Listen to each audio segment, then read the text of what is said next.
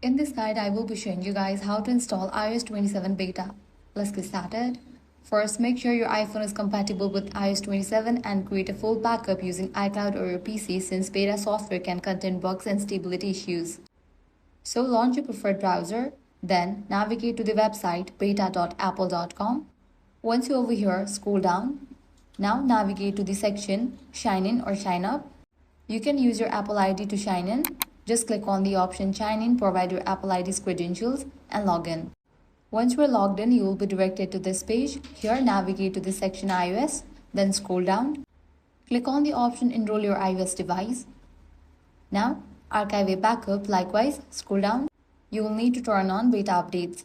So here you're gonna find this option, Open Beta Updates. Click on that. You will be directed to the settings page in your device.